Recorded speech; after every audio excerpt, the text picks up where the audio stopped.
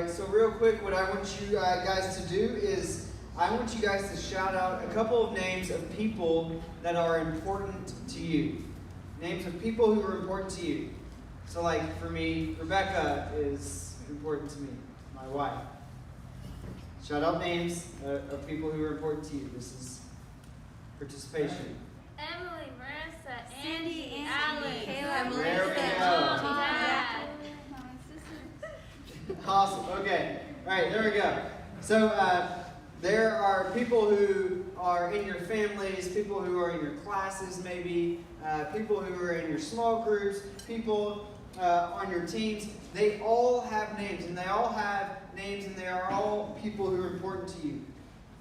And you know them all in a personal way, right? Knowing their name is great because it helps you to know them better and more personally. And if you're anything like me, you hope that they know your name too, right? The people who are important to you know your name as well. And so that's why I think it stings when people don't get your name right. How many of you guys have ever had someone not get your name right? Maybe you went to Starbucks or the Cupcake Bar and they spelled your name wrong, or they called you by the wrong name in class, or they just can't get it right. You tell them your name like a million times and they always get it wrong. Anybody have that? I get asked all the time what my name is, and if my name actually is something that it's not. And so I get that. So maybe you have a misspelled name on your Starbucks cup, or someone pronounces your name wrong when they're taking attendance, and the substitute teacher's always getting your name wrong. Or maybe it's the kid in a group that calls you the wrong name all the time. But it's the worst, right? I can tell you guys, growing up, I always got asked if my name was, I always got my name spelled wrong. And I always got asked if my name was Donald. It is not. My name is not Donald. It is Donnie. My given name is Donnie. So there you go. I'm answering the question for all of you. My given name is Donnie. Yes. But whenever I started meeting Rebecca's family, close friends who are like family, we talked about that over the last series. One of the guys' name is Jay Shablik, and Jay Shablik could never get my name right and could never get my brother-in-law's name right. His name is Daniel. And so from then on, after a little while, he decided to just combine our names to where he would always be right. So he always called us Daniel. And so Jay was awesome. We played golf every single Friday with him, and it was really cool. But there would be days that it was confusing when both me and Daniel showed up and he said Daniel, and we were both like, what? I say this because there's sometimes when people just can't get your names right. They can't get it right. And of course, when the barista at Starbucks gets your name wrong, it's not as a big of a deal as if your small group leader gets your name wrong, is it? Substitute teacher calls you by the wrong name. You really don't correct them, do you?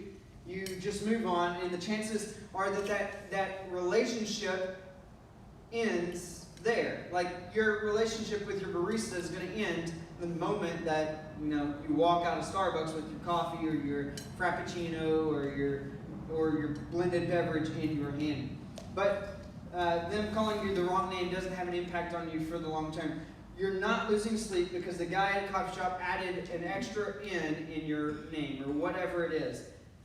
But maybe you get offended whenever your substitute teacher keeps calling you Aaron, or some of you guys may get the joke, but maybe you don't. They can't pronounce Aaron right, or whatever it is. But if your best friend, your coach, your small group leader, people in your class who are with you all the time, they get your name wrong, if they misspell or mispronounce your name, the person close to you just doesn't get your name right ever, that's different, right? That one hurts a little bit more because they know you personally, right? And it's supposed to be the people who really know you, and they're supposed to really know you, but they can't ever get your name right. And they're supposed to be there whenever your life is at a point where you need them to be there. And they're the people that you want to know your name because with them, it's personal, right? It's personal because you have a personal relationship with them. And the reality is this: we all want somebody to know our name. We all want at least somebody to know our name.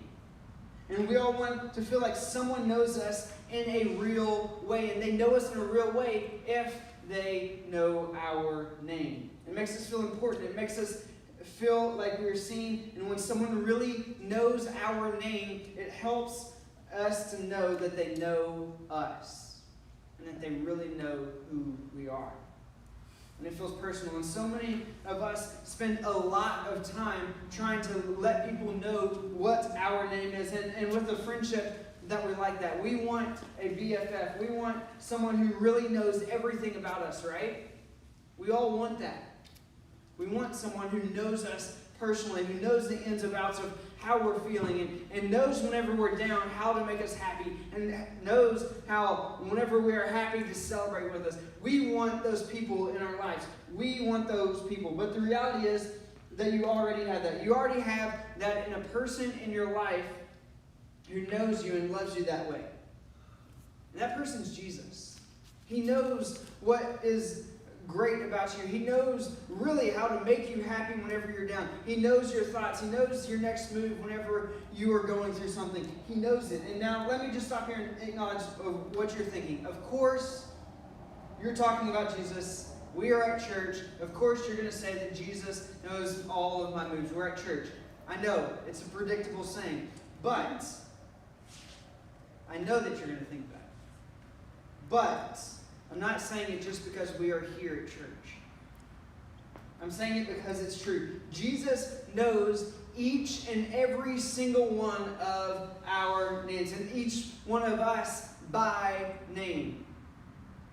Not because he has to, but because he wants to. He sees you and he wants to know you in a real and personable way. I know for us that it's hard for us to know that he wants to know us in a personal way because we're never going to actually see Jesus until the moment we die and we get in heaven. But Jesus wants to know us. He wants to see you. He wants to know you. If he's big enough to be the creator of the universe, like we read in John 1, where he's with God when the world was formless, Jesus is there. He could possibly know us personally, right? He's that big, yet he wants to know us personally. Maybe you feel like you're not that important, though, right? He created everything. How could I be so important to Jesus that he knows my name? Or maybe you feel that way because it doesn't seem like he's there. You feel like that Jesus doesn't show up sometimes in your life. You may be hurting and you feel like Jesus hasn't shown up in your life in a while. Maybe you feel like it's impersonal and he doesn't know you because you really don't know him that much. You're not sure if you believe in him or if he even gives that much thought to you. And that sure doesn't make him feel that personal to you, does it? You may be even wondering why you'd want to know him personally. To you, he's just someone who judges you, and for every move that you make, he's watching you, and you think that if you step the wrong way, that he's just going to condemn you and make you feel sad or feel bad, or that he's going to send you to hell because you did something wrong. Maybe that's what you think. Knowing you personally is about much more than that, though. It's much more than just knowing what you've done right and wrong. Knowing him personally is real. Or maybe you feel like if he knew the real you, that he wouldn't really want to know you. He wouldn't want to be close to you. The things that you do, the things that you've done, the mistakes you've made. You feel like, why would Jesus want to be in my life? Why would Jesus want to even know me? I've messed up so bad. Why would he want to be around me? He was perfect. Why would he want to deal with me at all? See, no matter what you think or what you feel about Jesus, here's the truth. Jesus does know your name. And it's not some way that he means that there's a list of all the names of all the people and he's just got an eye on you and he's just watching you. No, it's in a way that he lets you know that to him you matter. He knows your name because to him it's personal. To show you what I mean, we're going to take a look throughout this series at a guy named Zacchaeus and the encounter that he had with Jesus. And I don't know if you guys know the story of Zacchaeus, but Zacchaeus, he wasn't one of Jesus' closest followers. But you can find his story in the book of Luke. The book of Luke actually has his entire story of Zacchaeus in it. And now let me set you the scene. First off, Jesus was coming into the town of Jericho, where everybody was, and Zacchaeus lived in Jericho. And there was a crowd all around Jesus, and Jesus was performing miracles, he was teaching, and all of that, and people would gather by the thousands around Jesus just to see Jesus. And there was people who would literally just come up and touch Jesus because they wanted to be around him. He was like a modern day rock star. I mean, we would call him like a prophet or whatever. He was like a rock star. People just wanted to be around him, to be near him. You see, by this time in Jesus' ministry, he'd become known pretty well. People had seen Jesus do miracles, heal the sick, teach amazing things, and even saw him raise a man from the dead in Lazarus. And Jesus was a big deal. And so, like I said, there was a lot of people around there. And this is where we meet Zacchaeus. Zacchaeus had a little bit of a different reputation than Jesus. Take a look at Luke 19, verse 2. It says, a man was there by the name of Zacchaeus, and he was a chief tax collector. That's important. Catch that. He was a chief tax collector and was wealthy. You see, tax collection in this time, it's not the best of jobs. You know, for us, it'd be like saying he was a trash man. It was a dirty job. It was not for the popular people. Zacchaeus actually was super unpopular with the people because he was a tax collector. Tax collectors would collect the taxes for the Roman Empire, but then would also collect a little bit of extra so they could put a little bit into their pockets. And so Zacchaeus was not popular. But that's not the only catch-up for Zacchaeus. On that day, Zacchaeus wanted to see Jesus. So as a shorter guy, Zacchaeus, he had to climb a tree. We have trees all around us, just to get a glimpse of Jesus. And up in that tree, Zacchaeus is at the top of a sycamore tree. I don't know if you've ever seen a sycamore tree. It's a pretty big tree. He was at the top of the sycamore tree. Zacchaeus got probably a little bit more than what he expected to get from that moment. He just wanted to see Jesus. That's all Zacchaeus wanted to do. And this is what it says next in Luke 19, verse 5. It says, when Jesus reached the spot, he looked up and he said to him, Zacchaeus, come down immediately. I must stay at your house today. So think about that. Out of this huge crowd of people, Jesus stopped and called out one guy, Zacchaeus.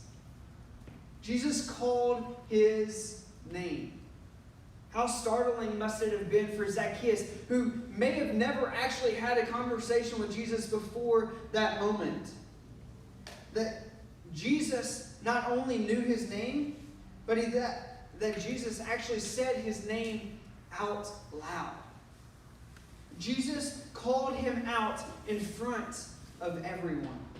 Remember, Zacchaeus was not a popular guy with this crowd, and he knew it, and he probably knew that Jesus knew that Zacchaeus was not a popular guy.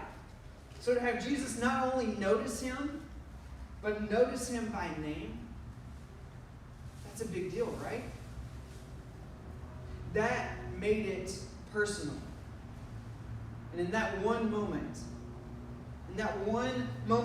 Jesus communicated that what he saw in Zacchaeus was different than what the rest of the world thought of him or saw in him. He communicated that Zacchaeus had value. Zacchaeus was seen, he was known, and he was valuable to Jesus, no matter what anyone else thought of him, no matter what he even thought of himself. And see, what's cool is that this is how Jesus sees each one of us. He not only knows our name, but he also calls it out. He uses it. He sees us for who we are.